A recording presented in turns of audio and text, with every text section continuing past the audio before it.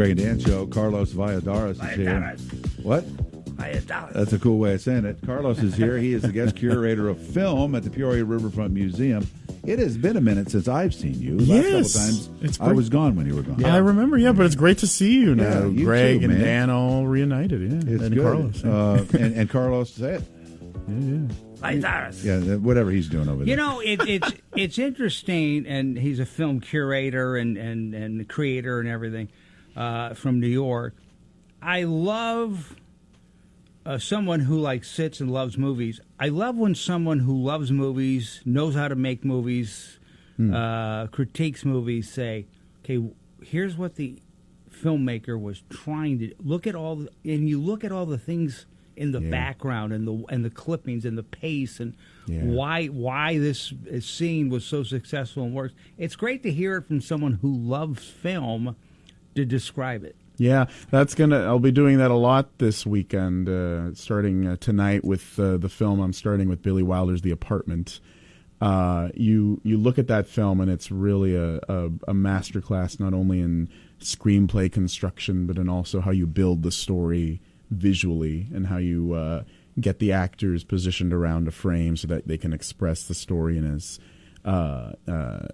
clear a way as possible. And yeah, as now a director, I've been making a film all throughout this year in New York City. I think that it's really you have to have, I think, the two appreciation of the two, like what it is to be behind the camera and also in front of the camera, to be able to kind of write about what it is that you're seeing. So, do you come by this from your childhood? Has film always been something that attracted you?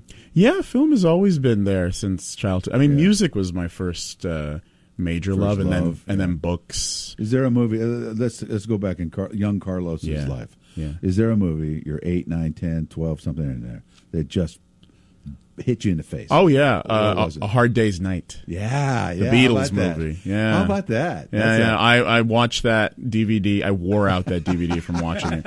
I was so obsessed. Your parents turn it off. Yeah, again the Beatles. My gosh. Yeah, I do want to point out that the Apartment stars Jack Lemmon, right? Yes, Jack Lemmon, and one of his great performances. If I'm not mistaken, Jack Lemmon got married to his second wife here in Peoria, Illinois. Oh, really? You might want to look that up and make sure Greg knows what he's talking about, but I'm fairly certain. Was it Felicia Farr? I don't know. Okay. I'm not going to go that far on that limb. I'll double check. Because I'm already farther out on that limb that I wanted to be. Yeah. But I believe that is true. Okay. So that's tonight, The Apartment? Yes. Okay. Yes, that's going to be tonight at 6:30 p.m. It stars... And of course, we're talking the Giant Screen Theater. The Giant Screen Theater. You'll never have seen The Apartment in a better condition. The biggest apartment you've ever seen. Yes. It's going to be huge, actually, which is, isn't that misleading. not... and they upgraded the sound and the lighting and everything. Is that not one of the more unique theaters you've been in? It is. It's absolutely beautiful. And it's so...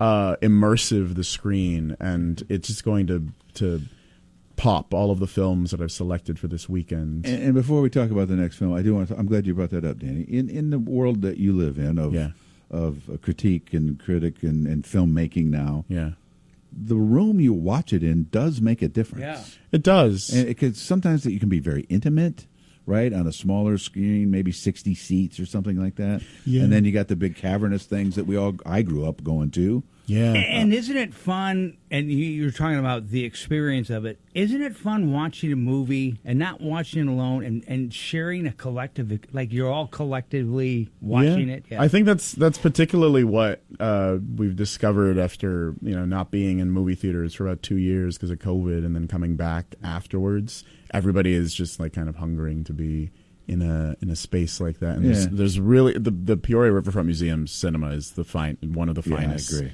Cinemas I've been to ever. All right, Carlos, what's the next movie after that? Well, so after The Apartment tonight, we're going to be showing tomorrow actually 3 films. Okay. At 2:30 p.m. I'll be presenting Spike Lee's Crooklyn, which is a very underrated. I think I've seen that one. Very underrated Spike Lee film. It's not really that well known, in the span of all the films he was doing in the late 80s, early 90s, but it's one of my favorites of his. It's written by his sister, Joie Lee, and it's about his childhood growing up in Brooklyn. Oh, it's about him. Yeah, he's in it, in a thinly veiled. Is it a bio?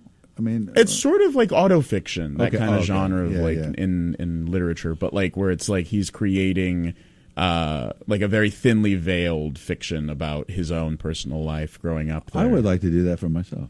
Yeah. I would love to see. Would you direct that? Yes, I would love to. Let's work on the script, Greg. A thinly veiled version of my life. Yeah. I could tweak all the bad stuff out. Of course, classic. What's the name of that movie again? Crooklyn. And that's which is tomorrow. B, but it's like Brooklyn, but with a C. Okay, yeah, that's tomorrow. That's tomorrow, 2:30, and then also later that night, I've programmed a Jonathan Demme double feature. So in the early 80s, he did these two films back to back. Who Am I This Time?, which is a Kurt Vonnegut scripted story starring Susan Sarandon and Christopher Walken with music by John Cale of the Velvet Underground. It's kind of Holy smokes. It's a rom-com. He did it for PBS's American Playhouse in 1982. Wow. And Susan Sarandon said it's the greatest thing that she's ever been involved in.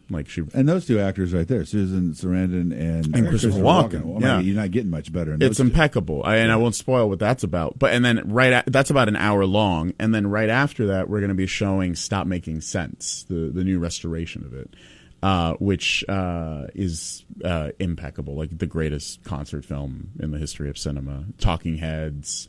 You got everyone that you want to be on. Tina Weymouth, David Byrne in the box suit. Wow. They're all doing the that hits. marrying your two favorite subjects, music and film. Right? Exactly, yeah. And then, sorry. And I was just going to set you up again. Carlos is the guest curator of the Peoria Riverfront Museum. It all starts tonight. Go to PeoriaRiverfrontMuseum.org for all the information and buy tickets and all that. Yeah. What were we going to say? And then tomorrow, or rather Sunday at 2:30 p.m. also, we're going to be showing Robert Altman's Nashville. I saw that years ago. That's a classic movie. Yeah. That's a good one. That's a masterpiece. Who's in that movie? Oh, God. It has 24 main characters. So it's got David Arkin, Barbara Baxley, Ned Beatty, Gwen Wells, Lily Tomlin, Ronnie Blakely, Geraldine Chaplin, Barbara Harris, Jeff Goldblum in a very early Jeff Goldblum role, Robert Doakey, Karen Black is in it. Henry Gibson from Laugh-In is in it. Oh, my God, Henry Gibson. Henry Gibson, he's playing this little runtish country singer who sings this song 200 years. And then this whole art of film genre of yours, or not genre, but of art of film trip. Yeah. Not only this weekend, but also into the fall, right? Yes, yeah, because all of these films are part of this program I've curated that's going to be at the Riverfront Museum all throughout the late October. It's called Cinema of Joy, and I've basically just programmed a series of films that will liven people's spirits. Make people feel better? Yes. Good, we need it. Yes. Real quick, if you don't mind, in 90 seconds or so, what movie are you working on? I want to. When's your project going to be finished? Oh, yeah. Well, this is a crazy film I've devised with a bunch of friends in New York called We Love You, Get Up, which takes its title from the last line of the Frank O'Hara poem, Lana Turner Has Collapsed. And it's a 90-minute, what I call experimental rom-com, but it's just kind of friends getting together. They're talking about love, analyzing it, discussing it, killing it, resurrecting it, in different ways, shapes, and forms. Romantic love, friendship love, family love. Is it a thinking movie? It's a thinking and a feeling movie. Okay. Yeah. There's a lot of great dialogues, but then there's also a lot of slapstick in it. It's got a little bit of everything, yeah. And every hour of the 24-hour kind of cycle from 8 a.m. Friday to 8 a.m. Saturday is represented in the film. So when do you target having it all done? Hopefully, we're still shooting it. So hopefully, we're gonna be shooting into the fall. We'll edit it during the winter. And then maybe by the next time I'm back, come back and debut it here. Yeah, man. I would love that. We talk about inflation on many levels here around energy and all that stuff. When it comes to filming, doing something, has that hit inflation, or is it still something that you could do that's still reasonably? Well, that's part of the gamble and idea and the philosophy behind this film is that you can do it. You can do filmmaking with your friends for, practically nothing, and just trying to just go out and, get your camera out there, get your Sony camcorder and your iPhone or whatever's around, and shoot it. And the thing that keeps it going is the love that everybody has for each other and the respect everyone's got for, their talents for acting or shooting or You writing. need to hang out with us more. You make me feel better. Oh my gosh, I'd love to. better. I'd love to come in, zoom in every in. Sunday. 7:50 on WMBD. I do want to follow up before we let you go, Carlos. It was May of 1950. Jack Lemmon married Cynthia Stone. Cynthia Stone, that's actress right, yes. and native of Peoria. Her father was a banker by the name of John Boyd Stone. The house, they got married in the house. The house today, known to all of us here locally, is the Pettingill Morin House, which is open to the public. It is a beautiful home overlooking the riverbank up on beautiful Moss Avenue. They got married there in May of 1950. So Wow. there you go. Well, I'm going to go find that out because Jack Lemmon is my favorite actor. Well, now I mean, that's part of the reason why I got to visit the Jack Lemmon marriage house now. You got to go to the Jack Lemmon marriage house. Yeah, it's good to see you, Cynthia man. Stone. Good to see you too. Go see our friend Carlos at the Peoria Riverfront Museum, and that starts tonight all weekend long. Chat, enjoy, and be joyous at the Peoria Riverfront Museum.org By the website. way,